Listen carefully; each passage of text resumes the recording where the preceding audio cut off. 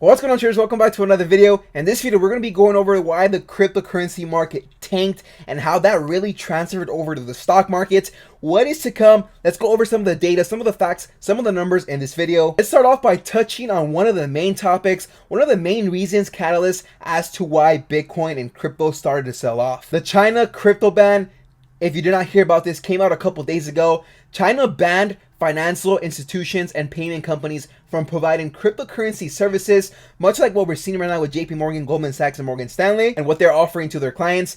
China simply said, no, you're not going to be doing this. But this is not China's first time attempting to ban cryptocurrency. In 2013, China banned financial institutions from handling Bitcoin transactions. And not so long ago, back in 2017, China declared ICOs, initial coin offerings, as illegal. The thing you have to realize is, even if this is old news, just like with stocks, you have old articles come back up, old topics. What do you see? People start selling the headlines. People start panicking, especially since crypto has been booming.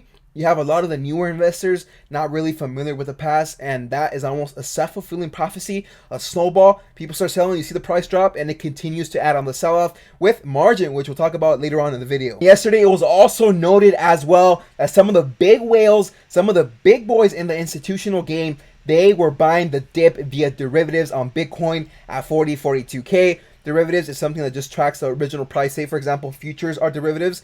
Bitcoin futures here on Thinkorswim actually track Bitcoin, so you're able to trade Bitcoin futures. For example, like I could buy one contract here, but they were able to buy that via derivatives. If they loved Bitcoin at 42K, you best believe they bought the dip at 30K. That shows a lot of demand at these prices. If it does continue to fluctuate and it is continuing to be very, very volatile, don't be surprised if you see these massive swings, especially after what just happened in the cryptocurrency market. Just like inflation is the main concern in the stock market, you have the Fed bringing on inflation concerns back to the table. Regulation is the biggest concern right now with cryptocurrency. Fear and greed index on cryptocurrency, we are currently at extreme fear, but this goes back to what Warren Buffett says: be fearful when others are greedy and be greedy when others are fearful. This obviously is going to be a long-term play for a lot of people, the majority of people. If you're not day trading, swing trading any of these cryptocurrencies, this is just a discount. Take a look at this article. It says, during most recent times, the infamous Black Thursday crash of March 12, 2020, we all know what happened March. Not even in just cryptocurrency markets, but in the stock market. Takes the top spot as the biggest crash after prices fell 40% from 79.69.90 to 47.76, following WHO declaring the Rona and the pandemic. We all know how that played out. We know how that volatility was, and that today is being compared to last year. Another reason why we also pulled back is, again, what happened the same thing in the stock market last year during March, earlier this year with the whole GameStop and AMC craze. Exchanges and brokers, websites, platforms, they were crashing left and right. CoinMarketCap was down. Binance was down. Just expect this in the future. When you have days like this where you have massive drops or massive rallies, expect some of these brokers, some of these platforms to be sort of glitchy. This is where diversification comes in, and having other open platforms, other brokers that come in clutch on times like today where you're not able to buy the dip. But make sure to watch that and be aware. Margin was a big issue we talked about in the last couple videos. The over leveraging, you have Archegos blowing up, the whales in cryptocurrency. When these guys are leveraged to the freaking head, you're gonna see massive drops like this.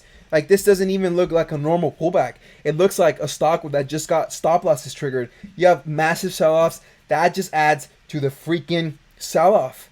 It's like adding fire. It's like adding fuel to a fire. It just keeps on dropping. When you get a lot of these hedges, especially with the new regulations coming about with the cash requirements, reserves, you have a lot of people selling, liquidating, taking profits, and saying, you know what, I'm going to step back.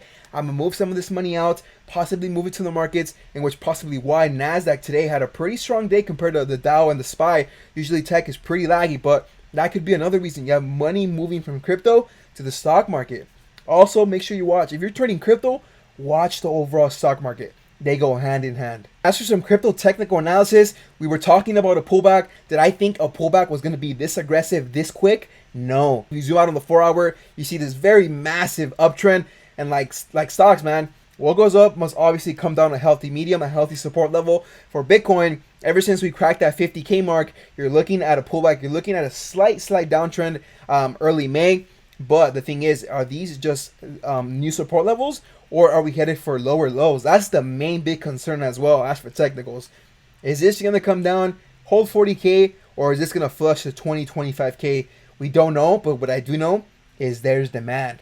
People are buying the dip on Bitcoin just like they did on stocks today. As for Ethereum as well, early May, sitting at 26, rallying to nearly 45. When you have a rally like that, one thing I'd rather have is staircase up, a slow and steady uptrend. You don't want these crazy parabolic runs like this because they're obviously followed. A fence that goes up fast comes down fast. You want the steady uptrend because then when you have pullbacks like this, it looks horrible and people start to panic and question the asset, the equity. And for Ethereum, we're at 26. I didn't think we were going to pull back to 26 this fast. So bouncing off 2K, I don't think 1500. But again, we're in the hands of Bitcoin. If Bitcoin does continue to crumble or bounce, it's going to take all the coins with it. As for stocks, take a look at the Dow, which is it's red, but we're kind of lagging. We'll pull up the S&P again, red, but lagging. But if you take a look at tech, if you take a look at the NASDAQ, this one actually flashed green for a couple minutes. Obviously, we have the Fed speaking. There's some concerns on tapering. There's a lot of things out there right now, guys. Like we mentioned a couple weeks ago, we got earnings out of the way. What are we back to? Inflation. That's the biggest concern. But I'm really surprised on how tech outperformed usually the Dow and the S&P. Usually it's backwards, man. You have tech taking a massive blow while the Dow is either green or the S&P is lagging behind the Dow. But the tables turned today. Really surprised. Said watch crypto, watch the stock market. They go hand in hand, especially for stocks that were heavily deep into crypto. Bitcoin, just like Tesla, which we're still holding, by the way. We're still down, but we're not seeing that rip again. There's a lot of concerns with Elon. Bitcoin situation. He's out here tweeting diamond hands. But Square's another one. Square's another stock that really got hit. PayPal, they're all taking hits. Overall heat map, I'll show it to you guys.